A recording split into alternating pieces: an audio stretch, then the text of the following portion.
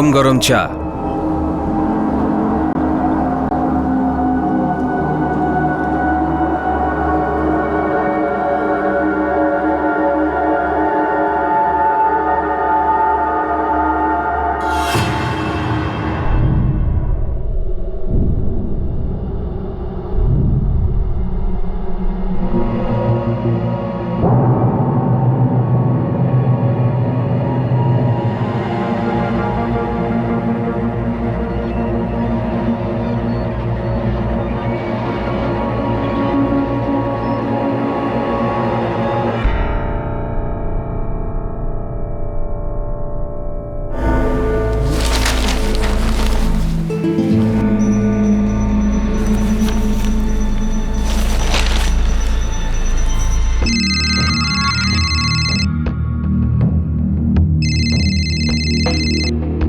Hello.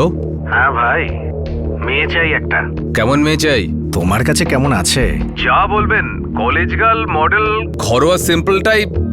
আর যদি বলেন তো তাজা মাল একটা আছে। হ্যাঁ, ওই শেষেরটাই। 7,000। হ্যাঁ হ্যাঁ দেব। রুম আছে তো? 2,000। খানা পিনা আপনার পয়সায়। মেয়েটা কিন্তু 3 ঘন্টা থাকবে। আপনাকে কিন্তু মুম্বাই আসতে হবে। মুমরা? হ্যাঁ। আচ্ছা ঠিক আছে, এখন তো 9টা, আমি 11টা নাগাদ পৌঁছে যাব। ড্রিম গার্ল লজ, একদম মেন মার্কেটে। ঠিক আছে ঠিক আছে।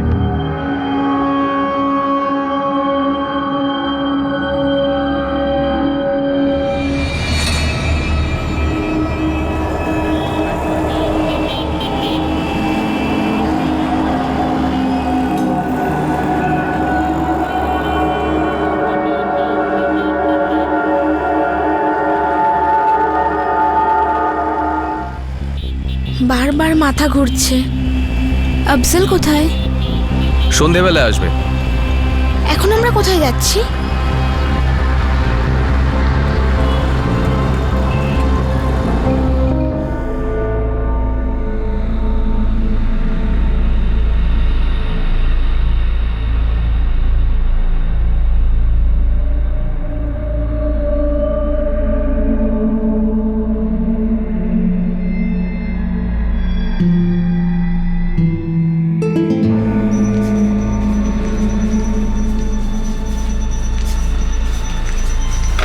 পার্টি আসছে।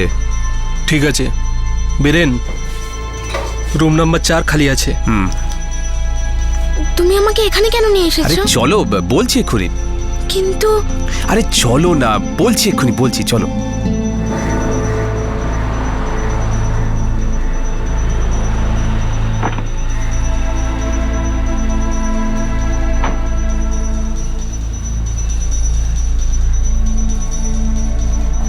জয় গণপতি বাপ্পা।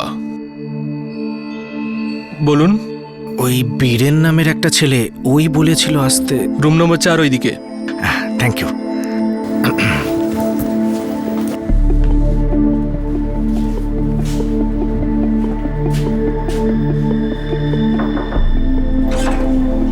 আন্ধেরির পার্টি।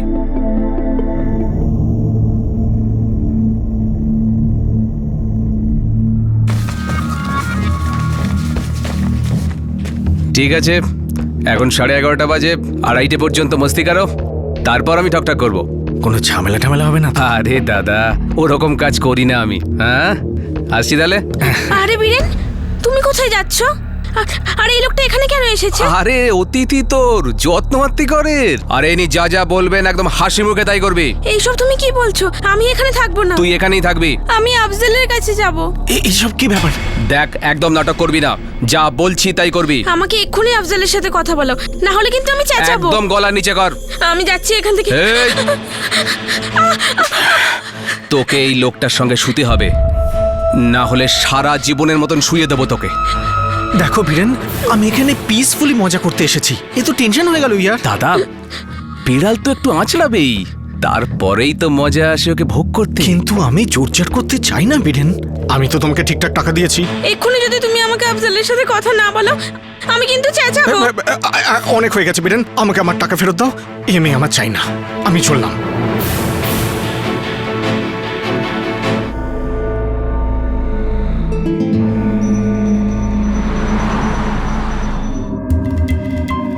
হুম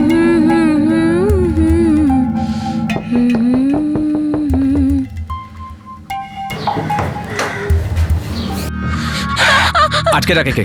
আমি আফজালের সাথে দেখা করব। আফজাল কোথায় আফজাল? বলো। আফজালকে?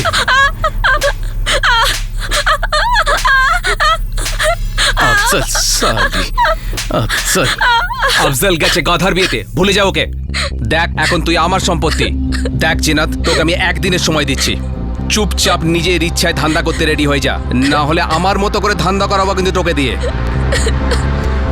শোন নাজনিম, প্রতি আধ ঘন্টা অন্তর ওষুধ দিবি ওকে, কোমর ভেঙে দিবি এর। তুই বা শবনম প্রতি মুহূর্তে এর সঙ্গে কেউ না কেউ থাকবে, 1 মিনিটও ঘরে যেন একা না থাকে, বুঝতে পেরেছিস? বুঝেছি।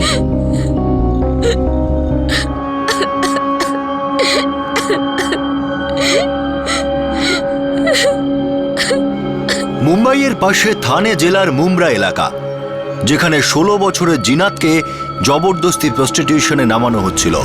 জিনাত তার প্রতিবাদ করছিল, আর সে বারবার আফজাল নামে কারোর সঙ্গে দেখা করার কথা বলছিল, যে হয়তো জিনাতকে এই র্যাকেটে নিয়ে আসার জন্য দায়ী ছিল।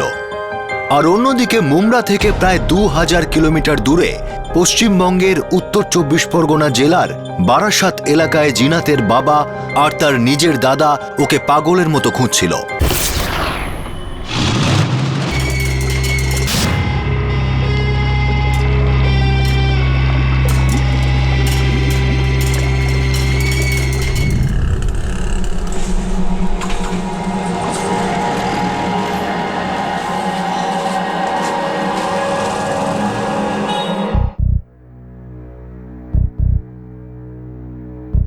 দেখুন, আমরা পুরো বারাসাতেই তল্লাশি করেছি। আপনার মেয়ের ছবি প্রত্যেকটা পুলিশ স্টেশনকে পাঠিয়ে দেওয়া হয়েছে, প্রতিটা বাস স্টপে, প্রতিটা রেলওয়ে স্টেশনে ওর ছবি টাঙিয়ে দেওয়া হয়েছে।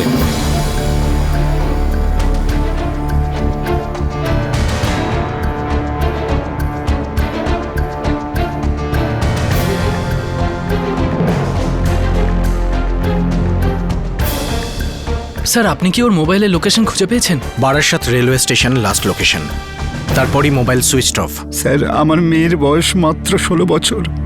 কেমন আছে আমার জিনাত? মাজিদ মিয়া, সেলিম, আপনারা বলছেন আপনাদের মেয়ে জিনাত 15ই জুন স্কুলে গিয়েছিল, কিন্তু সে স্কুলেই পৌঁছায়নি। Yes sir.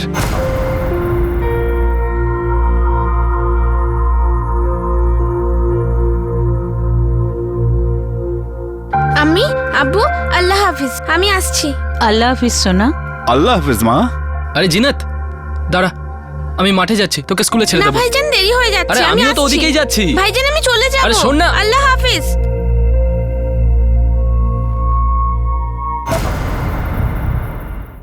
আব্বু আর আমি সারাদিন মাঠেই তো ছিলাম, আর সন্ধেবেলা যখন ফিরলাম তখন। আরে কাকা, কি করছো? হ্যাঁ, ওই দিকটা দেখে দাও, ওই যে পুরো এরিয়াটাকে দাও। এটাকে ওঠাও, ওঠাও। হ্যাঁ, ব্যাস।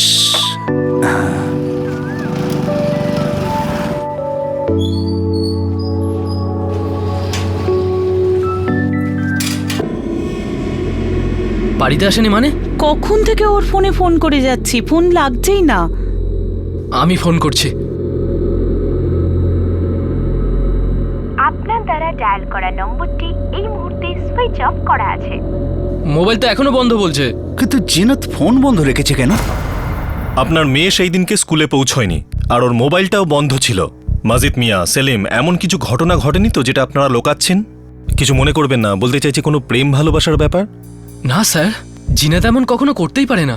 আমরা জিনাতের মোবাইলের সব রেকর্ড চেক করেছি, প্রায় সবই ওর বন্ধুদের, কিন্তু একটা নাম্বার আছে যেটা ডিসকানেক্ট করা হয়েছে, আর নাম্বারটা হলো 4567989999। এটা আবার কার নাম্বার? আফজাল নামের কেউ, আর ওর নাম্বারও জিনাতের নাম্বারের মতো বারাসাত রেলওয়ে স্টেশনে ডিসকানেক্ট করা হয়েছে। জিনাতের বন্ধু রেশমি, ওর সাথেও কথা হয়েছে আমাদের। না স্যার, জিনাত কখনো কোনো বয়ফ্রেন্ডের ব্যাপারে বলেনি। না, কিছুই তো বলেনি। কোনো আফজালের ব্যাপারে জানো? ওর নাম্বার হচ্ছে 4567989999। জিনাত প্রায়ই ওর সাথে কথা বলতো। হ্যাঁ স্যার, শুনেছি, জিনাতের মুখেই শুনেছি। একবার ও আমায় জিজ্ঞেস করেছিল। কি জিজ্ঞেস করেছিল? রেশমি, হ্যাঁ? তুই কাউকে আমার নাম্বার দিয়েছিস? না তো, আমি এরকম কেন করব? আচ্ছা, জানি না কার একটা ফোন এসেছিল আর বলছে আমার কোনো বন্ধু নাম্বার দিয়েছে। কে ছিল? কোনো ছেলে? হ্যাঁ, আফজাল বলল নিজের নাম। আফজাল? কি জানি, আমি তো জানি না। আমরা আফজালকে ট্রেস করতে পারিনি, কিন্তু জিনাতের সাথে ওর যোগাযোগ ছিল। মাজিদ মিয়া, জিনাতকে আমরা নিশ্চয়ই খুঁজব। কিন্তু আমার মনে হচ্ছে জিনাত ওই আফজালের সাথেই পালিয়েছে। কিন্তু আমরা তো এই আফজালকে চিনিই না।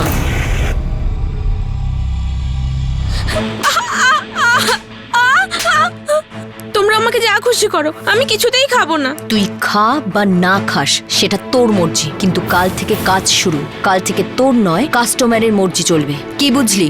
আর শোন চিকনি, খাবার খেয়ে নে, কাজটা মন থেকে করবি। যদি তোর পেটে আগুন জ্বলে তাহলে কাস্টমারের আগুন কি তুই নেভাতে পারবি? আমি তোমাদের মতো নই। আমরাও আমাদের মতো ছিলাম না। আমরাও কখনো তোর মতনই ছিলাম। আমি তোমাদের সাথে কথা বলতে চাই না, আমি আফজালের সাথে কথা বলবো। দেখ, কথা শোন, তা না হলে বীরেন এসে তোকে ছিঁড়ে খাবে। দেখ, নিজের ইচ্ছে যদি ব্যবসায় নামিস তাহলে কষ্ট কম হবে। চুপচাপ লাইনে চলে আয়, 2-4 পয়সা কামাতেও পারবি, আমাদের সাথে হেসে খেলে থাকতেও পারবি। কাস্টমারকে খুশি করতে পারলে সেটা আমাদের সবার জন্যই ভালো। তা না হলে রোজ রোজ এইভাবেই মার খাবি। কাটা ছেঁড়া চেহারা নিয়ে সার্ভিস দিবি আর কাস্টমাররা মজাও পাবে না। আমি আফজালের সাথে কথা বলবো, আমার আফজাল চাই। তোর আফজাল ছিল তো আমাদের অন্য কেউ ছিল। ওসব লোকরা আর ফিরে আসবে না। ওরা কোনো রাজা মহারাজা নয়, আমাদের সর্বনাশের দালাল ওরা।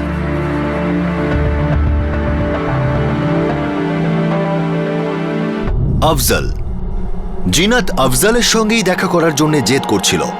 এই আফজালের phone West Bengal police Barasat railway স্টেশনে ট্রেস করে। এখন প্রশ্ন হলো, এই আফজাল কে ছিল আর তার সঙ্গে জিনাতের কি সম্পর্ক?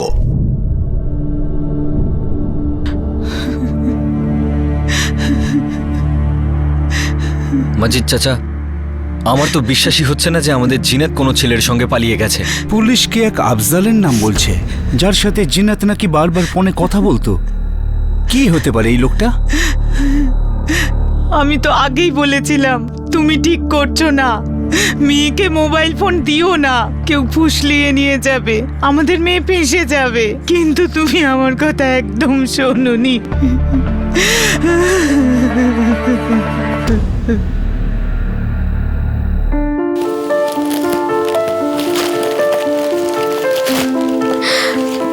Mobile phone? থ্যাংক ইউ আব্বু। আর এই হলো তোর সিম কার্ড 4568788899। থ্যাংক ইউ ভাইজান, থ্যাংক ইউ আব্বু। শোন মা জিনাত, এইটা তুই খুব ভালো নম্বর করেছিস, তাই তোকে এই মোবাইলটা দিলাম। মোবাইলে কথা বলতে বলতে বই পড়তে ভুলে যাস না। আব্বু, কখনোই না। এবার দেখবে সারাক্ষণই এই ফোনের সাথে এঁটে থাকবে। আমি বলছি এখনো দেরি হয়নি, ফেরত দিয়ে দাও। আম্মি, তুমিও না। চুপ কর। শোনো, এটা ঠিক হচ্ছে না। আম্মি, কিছু ভুল না। এখন তো সমস্ত লোকের কাছেই মোবাইল ফোন থাকে, আর এটাই তো আমাদের ফিউচার। আরে বুঝে গেছি তোর ফিউচার টিউচার, কিন্তু একটা কথা তুই কান খুলে শুনে নে, এটা একটা এমার্জেন্সি সার্ভিস। যদি আমরা জানতে পারি তোর বন্ধুদের সঙ্গে ফালতু কথা বলছিস তো সঙ্গে সঙ্গে বন্ধ। বুঝেছো জিনাত মা? হ্যাঁ হ্যাঁ আব্বু, সব বুঝে গেছি। এখন এই ফোন আমার থেকে কখনো আলাদা হবে না। থ্যাংক ইউ আব্বু।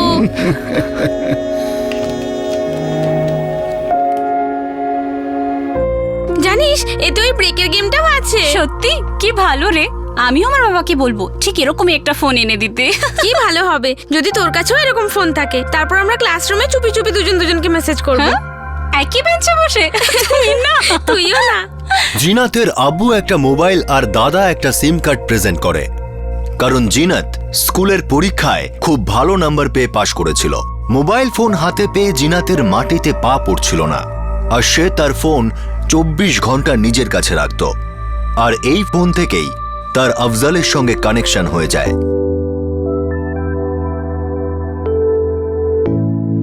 আম্মি, আব্বু, আমি আসছি। আল্লাহ হাফিজ। আল্লাহ হাফিজ। আল্লাহ হাফেজ।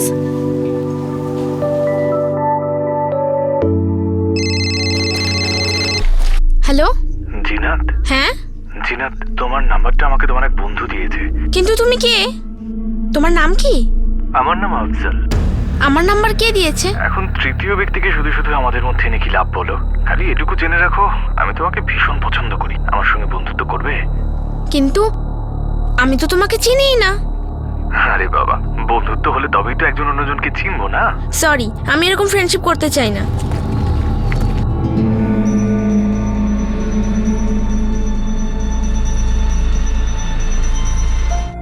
রেশমি, তুই কাউকে আমার নাম্বার দিয়েছিস? না তো, আমি এরকম কেন করব? আচ্ছা, জানি না কার একটা ফোন এসেছিল আর বলছে আমার কোনো বন্ধু নাম্বার দিয়েছে। কে ছিল? কোনো ছেলে? হ্যাঁ, আফজাল বলল নিজের নাম। আফজাল? আমি তো জানি না।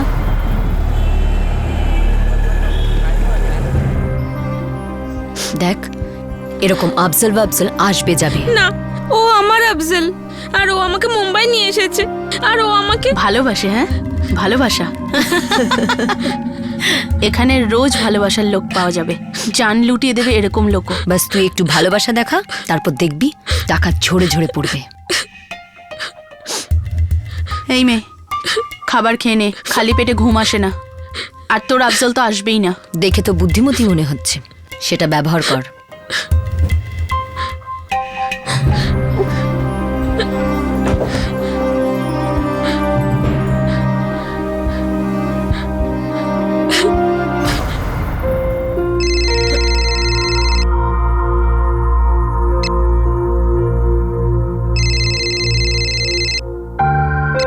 ওফো, তুমি কেন আমার পেছনে পড়ে আছো? তুমি সামনে এলে তোমার সামনে থাকবো।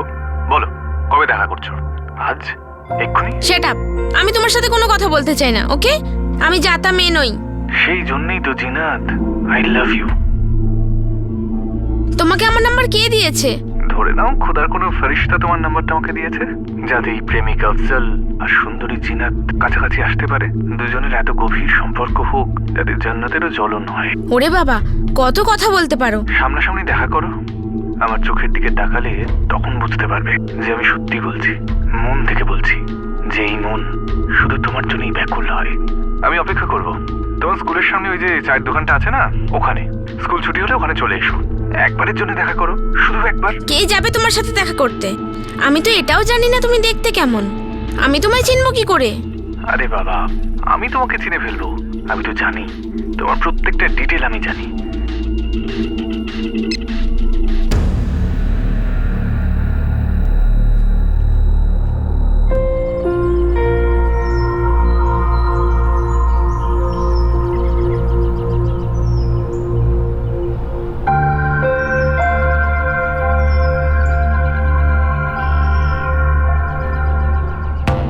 আরেকজন কাস্টমারের ফোন এসেছে, কুমারী মেয়ের জন্য 10,000 টাকা দিতে রাজি আছে।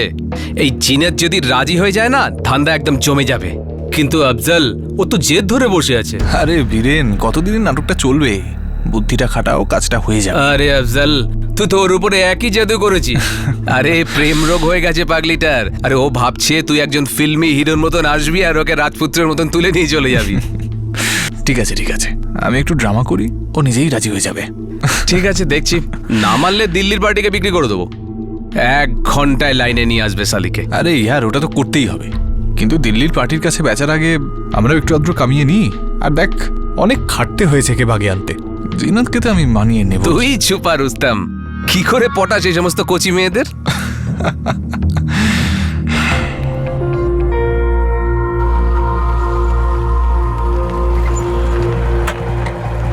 অপেক্ষা তো আমার করার কথা ছিল। তুমি জেনে শুনে লেটে এসেছো, তাই না? তুমি আমাকে এখনো বললে না তুমি আমার নাম্বার কি করে পেলে? জিনাত, 2 সপ্তাহ হয়ে গেছে আমরা রোজ দেখা করছি, একটা সম্পর্ক তৈরি হচ্ছে, কি যায় আসে? আরে এসে যায় রে বাবা, আমি কি করে জানবো তোমার মনের ইচ্ছা কি? উদ্দেশ্য তো বিয়ে করা, আর উপায়টা ভালোবাসা। আমার এখন সবে 16 বছর। আরে তো 2 বছর বাদে 18 বছর হয়ে যাবে, অপেক্ষা করবো তো। আর 2 বছরে যদি ধরা পড়ে যাই তাহলে মুশকিল হয়ে যাবে। মুম্বাইতে আমার একটা ছোট ব্যবসা আছে, ইম্পোর্ট এক্সপোর্টের। তুমি চলো না আমার সঙ্গে মুম্বাই। তুমি মুম্বাই থেকে এখানে কি করে এলে? কলকাতায় এসেছিলাম কাজে, এই বারাসাতে আমার এক বন্ধু থাকে ওয়াসিম, ওর কাছে এসেছিলাম। আর দেখো, ভাগ্য আমায় তোমার কাছে এনে দিল। তাহলে আমার নাম্বার কি করে পেলে? মুম্বাই যাবে তো? ভাইজান আর আব্বু কখনো মানবে না। ওনাদের জিজ্ঞেস করলে তো নাই বলবেন। তুমি চুপচাপ চলো না আমার সঙ্গে। চোরের মতো? না রে বাবা, বাহাদুরদের মতো, যারা শুধু মনের কথা শোনে। জিনাত, মুম্বাই গেলে তবে তুমি বুঝতে পারবে আসলে জীবনটা কিরকম। আর দেখো, যখন তুমি ফিরে আসবে তখন তোমার কাছের লোকজন তোমাকে দেখে কত আনন্দ পাবেন, আর এটাই বলবেন, আরে বাহ, জিনাতকে দেখো কি টিপটপ থাকে আজকাল। আর তখন তোমার খুব আনন্দ হবে। ভয় করছে। আরে আবার ভয়টা কিসের? নিজের প্রতি ভয়। আমার মন আমার মাথা খারাপ করে দিচ্ছে। তোমার মন তোমার মস্তিষ্ককে এটাই বলছে তো যে আই লাভ আফজল। জিনাত আফজলকে ছাড়া থাকতে পারবে না। জিনাত আফজলকে ভীষণ ভালোবাসে। তাহলে মনের কথাটাই শোনো, কেননা মন কখনো মিথ্যে বলে না।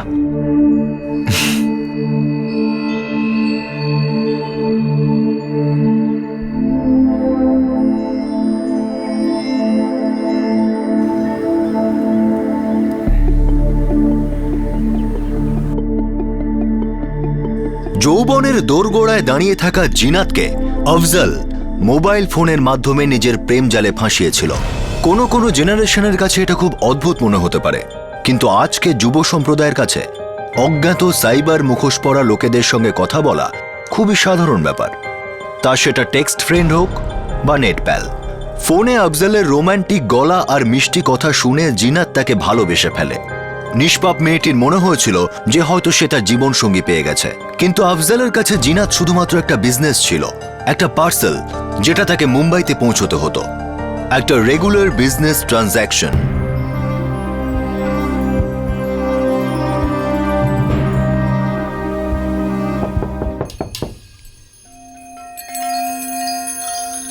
তুই বাড়িটাকে পটিয়ে নিস। হ্যাঁ হ্যাঁ। জিনাত ঠিক আছে?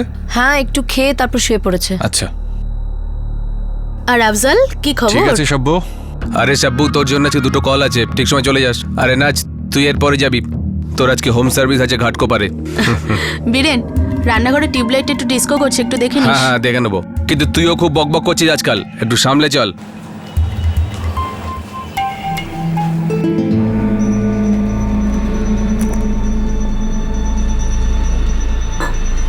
আফজল, তুমি কোথায় ছিলে আর তুমি আমায় কোথায় নিয়ে এসেছো? আমি আম্মি আব্বুর কাছে যাব, আমি বাড়ি ফিরে যেতে চাই। আমাকে তুমি আজ আরাম করে নাও, ঠিক আছে?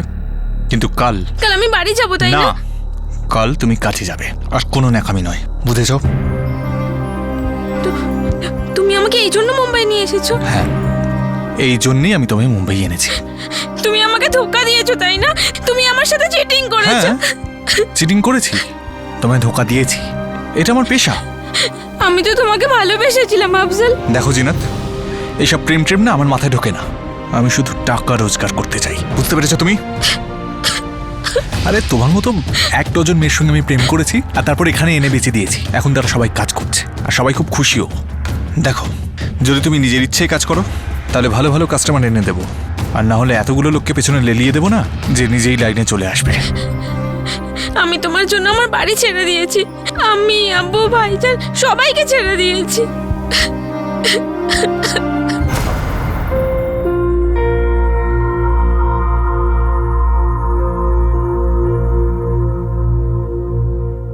আম্মি আব্বু, আল্লাহ হাফিজ, আমি আসছি। আল্লাহ হাফিজ সোনা। আল্লাহ হাফেজ মা। আরে জিনাত দাঁড়া, আমি মাঠে যাচ্ছি, তোকে স্কুলে ছেড়ে দেবো। না ভাইজান, দেরি হয়ে আরে যাচ্ছে, আমিও তো আমি ওদিকেই আসছি। যাচ্ছি। ভাইজান আমি চলে আরে যাব। শোন না। আল্লাহ হাফিজ।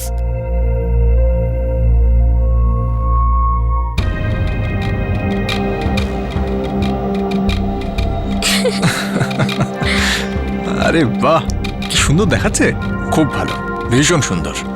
ইস, কিন্তু জানো এই স্কুল ইউনিফর্ম ছাড়া আমার কাছে আর কোনো ড্রেস নেই। আরে এখন তো সোজা গিয়ে বিয়ের পোশাকটা কিনবো, মুম্বাই পৌঁছে আগে বিয়েটা করে ফেলবো, যাওয়া যাক।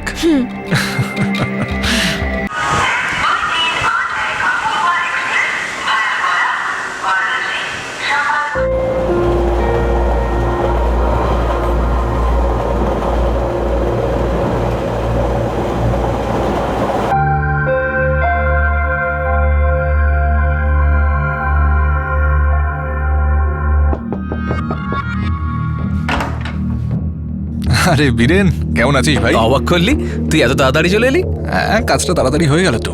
বীরেন, এই হলো জিনাত। জিনাত, বীরেন আমার খুব ভালো বন্ধু। হ্যালো জিনাত, খুব ভালো নাম। আমরা এখানে থাকবো? হ্যাঁ, জিনাত, বীরেন আমার খুব ভালো বন্ধু, তোমার খুব খেয়াল রাখবে। তুমি কোথায় যাচ্ছ? কাজে যাচ্ছি, 2-4 দিনের মধ্যে ফিরে আসবো।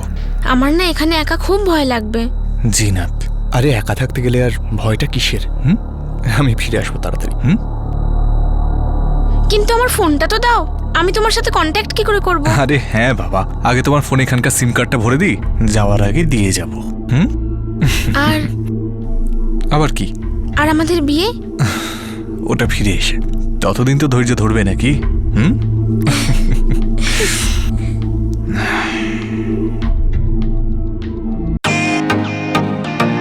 Welcome to bitten world, how may I assist you? নতুন ফ্ল্যাটের জন্য একটা স্ট্যান্ড ফ্যান আর কুলার নেব। এই পচা গরম থেকে একটু স্বস্তি চাই। বাজার চলতে সব ব্র্যান্ড আর ভরসাযোগ্য নয়। তার জন্য তো আমাদের ফ্যান আছে, all purpose bullet table fan, ceiling fan. আমাদের সিলিং ফ্যান কিন্তু 30 মাসের ওয়ারেন্টি সহ পাওয়া যায়। আছে ফারাটা 2 বছরের ওয়ারেন্টি। 17 থেকে 20 মিটার এয়ার ফ্লো, মধ্যবিত্তের সাধ্যের মধ্যে একমাত্র ভরসাযোগ্য ব্র্যান্ড বিটেন। আমাদের কুলারের কিন্তু অনেক range, 45 litres, 50 litres, 70 litres, 90 litres, 110 litres. Honeycomb সহযোগে বিটেনের সব কুলারের ওয়ারেন্টি 1 বছর। চেনা হাওয়ায় অচেনা অনুভূতির জন্য একমাত্র আদর্শ বিটেন। গরমে স্বস্তি পেতে বিটেনের ফ্যান হোক বা কুলার, আজই আনুন বাড়িতে। Beaten, digitally yours.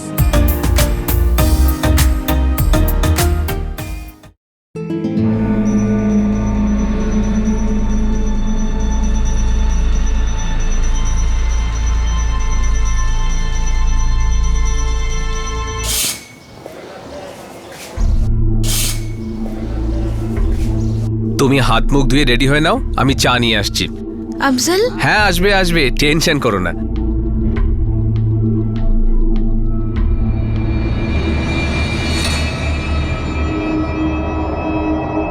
গরম গরম চা।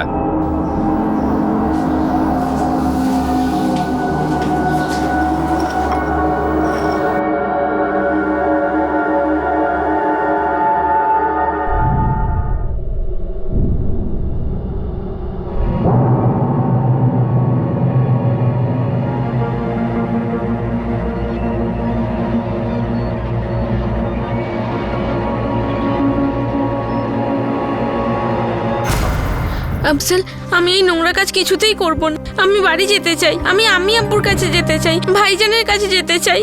আমি তোমার কাছে হাত জোড় করছি, পায়ে পড়ছি। দেখ জিনাত, এখন থেকে এটাই তোর ঘর, আর এখানকার লোকেরাই তোর ফ্যামিলি। বাড়ার সাথে তো তুই যাবি না, তাহলে কাল থেকে কাজে, বুঝতে পেরেছিস? দেখ, এই লাইনে যেন আমার নাম খারাপ না হয়, না হলে আমি তোর হালত খারাপ করে দেবো। আয়নার সামনে দাঁড়াতেও ভয় পাবি তুই।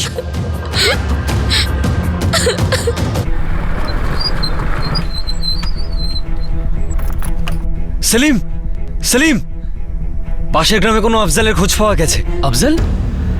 এটা সেই আফজাল নয় তো? হয়তো হতেও পারে, অথবা নয়। সুলেমান ভাই, আমি ওই গ্রামে যেতে চাই, ওদের সঙ্গে কথা বলতে চাই আমি। চল। কি রে সেলিম, আমার জিনাতের কোনো খবর পেলি? ইনশাআল্লাহ আব্বু, খুব তাড়াতাড়ি।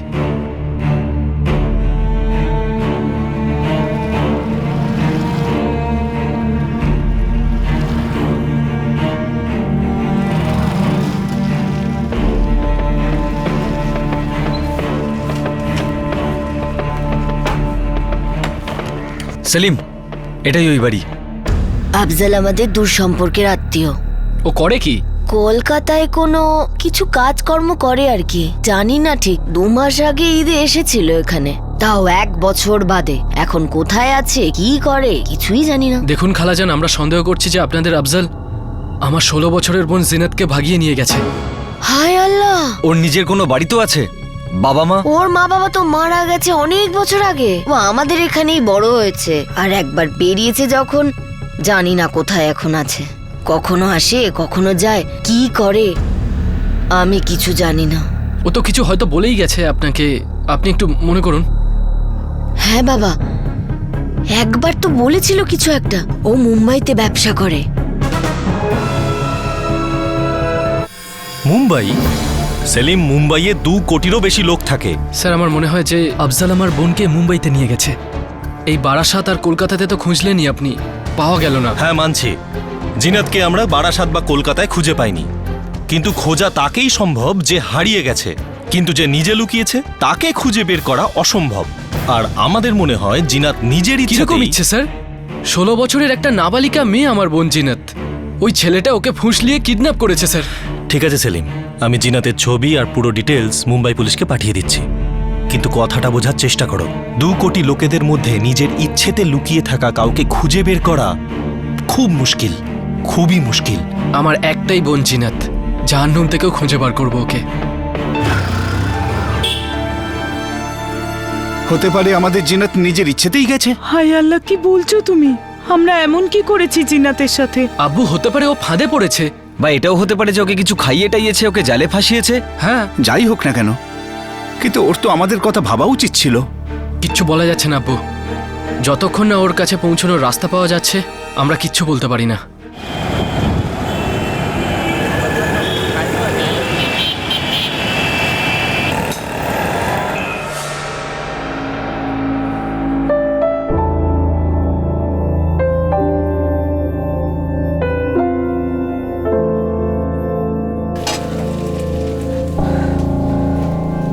আরে জিনাত, তুই এখনো এইভাবে বসে আছিস? কাস্টমার কিং হয়, আর এরকম বেজার মুখ নিয়ে গেলে না কাস্টমার ওখান থেকেই পালিয়ে যাবে। দেখ, প্রথম প্রথম একটু কষ্ট হবে, একটু ব্যথা, একটু লজ্জা, তারপর সব নিজের নিজের জায়গায়। আসল কথা হলো অভ্যেস। একবার যদি তোর অভ্যেস হয়ে যায় না, তারপরে দেখবি। আর হ্যাঁ, কখনো এই ধারণা রাখবি না যে তুই এখানে চিৎকার করতে পারবি বা কোনো ঝামেলা করে এখান থেকে পালাতে পারবি। এখানে কেউ জানে না যে আমরা এখানে কি কাজ করি। তাই যখন ঘাটকোপারের বাবু আসবেন তো একটু ভদ্র ব্যবহার করবি, একটু হাসবি, একটু লজ্জা পাবি, বুঝেছিস তো? উনি আধা ঘন্টার মধ্যে আসবেন। চল।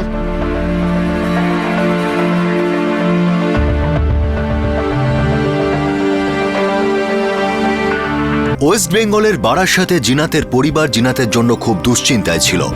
তাকে খোঁজার জন্য আকাশ পাতাল এক করে দিচ্ছিল, কিন্তু অবস্থা ইঙ্গিত করছিল যে তাদের মেয়ে নিজের ইচ্ছায় পালিয়েছে, যেটা সত্যি ছিল।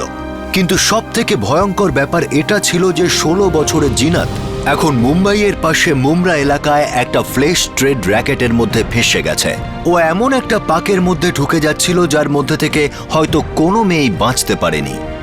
কিন্তু জিনাতের ভাগ্যে অন্য কিছুই লেখা ছিল।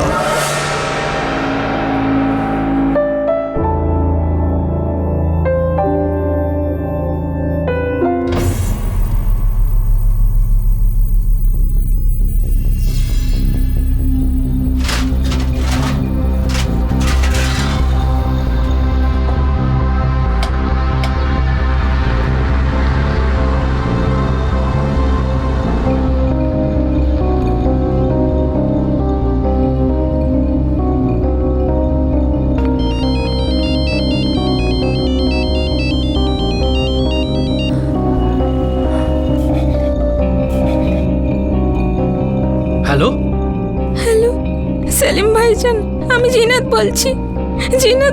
জিনাত? জিনাত কোথায় তুই? ভাইজান, আমি খুব কষ্টে আছি। তুই কোথায় আছিস এটা তো বল আগে।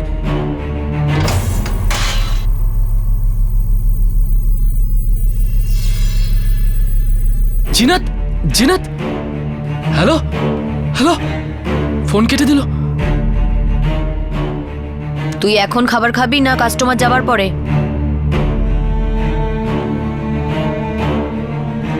মহারানীদের মতো অহংকার দেখছি তোর।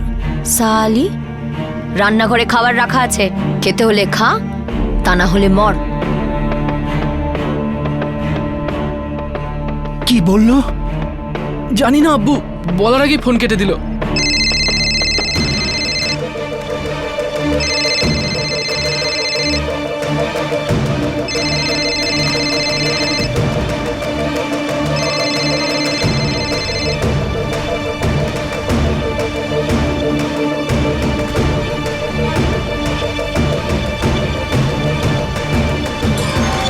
আবার কেটে দিল।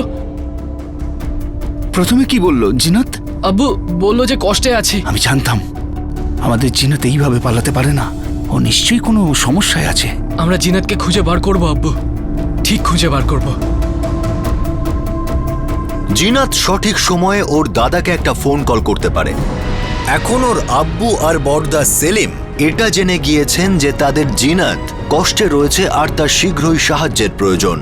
কিন্তু ওনারা তখনও এটা জানতেন না যে জিনাত কোথায় আছে আর তার উপর দিয়ে কি চলছে। কিন্তু এই একটা ফোন কল তাদের একটা আশার আলো হিসাবে দেখা দিয়েছিল। এখন প্রশ্ন হলো যে সেলিম কি তার বোন জিনাতকে সময় মতো বাঁচাতে পারবে, যেখানে জিনাতের কোনো খোঁজ খবর ছিল না। শুধু একটাই খবর ছিল যে জিনাত খুব কষ্টে আছে। কাল দেখব যে একজন দাদা কিভাবে তার বোনের রেস্কিউ অপারেশনের পরিণাম দিল। ওয়েস্ট বেঙ্গলের বারাসাত থেকে শুরু হওয়া এই কাহিনী মহারাষ্ট্রের মুমরাতে গিয়ে শেষ হয়।